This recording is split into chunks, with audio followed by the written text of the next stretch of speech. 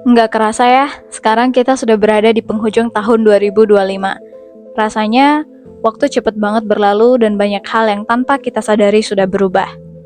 Pertanyaannya, masih bisa nggak sih kita hidup santai, kerja enak, atau berkembang kalau kita nggak bisa bahasa Inggris? Hari ini aku mau jujur sama kalian, bukan buat nakut-nakutin, tapi biar kita sama-sama sadar. Kalau dunia itu udah makin terbuka, makin global, dan bahasa Inggris itu udah kayak tiket buat naik kereta cepat menuju kesempatan yang lebih luas, dan ini semua berdasarkan pengalaman dan pengamatan pribadi aku. Coba kita lihat realitanya sekarang. Banyak kerjaan yang dulunya lokal sekarang udah nyambung ke dunia internasional.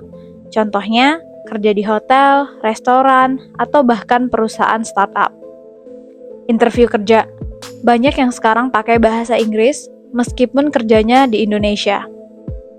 Belajar online. Mayoritas materi bagus itu adanya dalam bahasa Inggris. Bahkan nonton di YouTube aja, kebanyakan tutorial pasti pakai bahasa Inggris. Yang jadi pertanyaan besarnya adalah, kalau kita nggak bisa bahasa Inggris di tahun 2025 ini, apa kira-kira yang akan terjadi?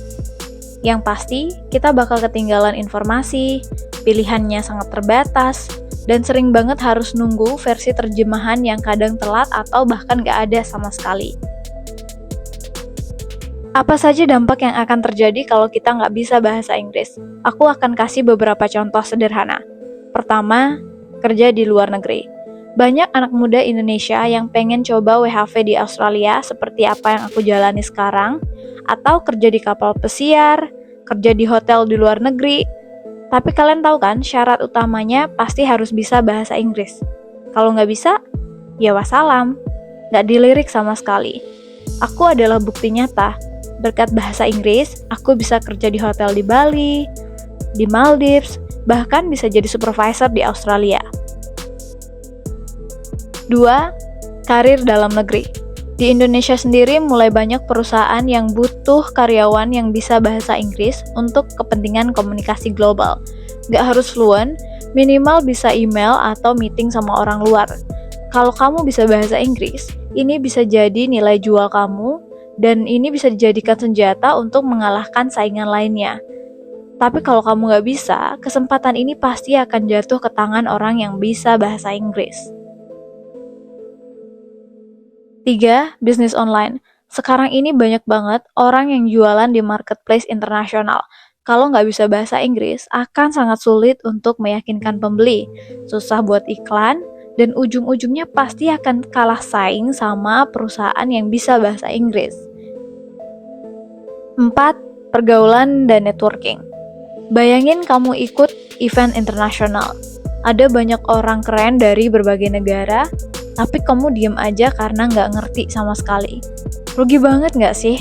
Padahal harusnya momen seperti ini tuh bisa dijadikan kesempatan untuk memperluas international networking.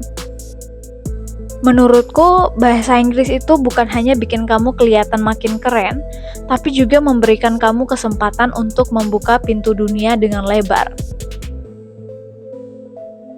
Kenapa banyak orang takut belajar bahasa Inggris? Sebenarnya aku ngerti banget kenapa banyak dari kita yang takut belajar bahasa Inggris, dan menurutku ini adalah beberapa alasannya. Takut salah ngomong atau takut diketawain, merasa grammar itu ribet banget, merasa belajar bahasa Inggris itu butuh biaya mahal, atau mikirnya juga karena udah telat, umur udah segini buat apa belajar. Padahal mindset yang kayak gini bisa bikin kita mandek. Kenyataannya, bahasa Inggris itu bisa dipelajari dengan cara simple, bahkan dari kebiasaan sehari-hari. Aku dulu belajar bahasa Inggris sama sekali tanpa kursus, atau bisa dibilang otodidak. Solusi belajar bahasa Inggris. Nah, kabar baiknya adalah belajar bahasa Inggris di tahun 2025 itu jauh lebih gampang dibandingkan 10 tahun yang lalu. Pertama, gratis dan gampang diakses. Ada YouTube, ada aplikasi belajar seperti Duolingo. Kamu cuma butuh modal kuota aja, dan aku yakin kita semua pasti punya kuota zaman sekarang. Kedua, belajar lewat hobi. Kalau kamu suka nonton film, dengerin lagu, atau main game, ini semua bisa jadi bahan belajar juga. Aku dulu sering banget nonton film dan pakai subtitle bahasa Inggris. Aku juga suka dengerin lagu bahasa Inggris, terus kemudian aku translate ke bahasa Indonesia dan pelajarin cara pengucapannya. Yang ketiga, praktis kecil-kecilan. Kamu nggak harus jago banget, kamu bisa mulai dari ngomong sendiri di depan kaca, baca buku, atau tulis caption Instagram pakai bahasa Inggris. Karena kebetulan aku tinggal di Bali, aku sering banget pergi ke pantai cuman buat say hi sama bule sekaligus praktek. Yang terakhir, cari komunitas. Zaman sekarang ini ada banyak grup online, bahkan di kota-kota besar ada English Club. Tergantung seberapa niat sih kamu untuk belajar. Intinya, sekarang bukan lagi soal saya bisa atau nggak bisa, tapi soal saya mau belajar atau nggak mau belajar. Jadi guys, di tahun 2025 ini, kalau kita masih ngeyel nggak mau belajar bahasa Inggris, siap-siap banyak banget kesempatan yang akan lewat di depan mata.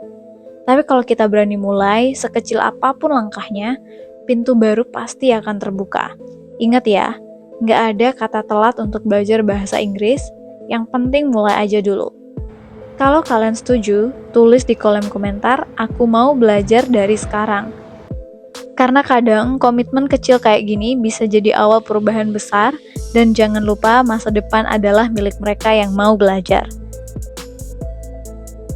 Aku seneng banget akhirnya bisa berbagi cerita ini ke kalian. Semoga dengan nonton video ini, kamu jadi punya kesadaran betapa pentingnya bahasa Inggris dan juga keinginan untuk memulai.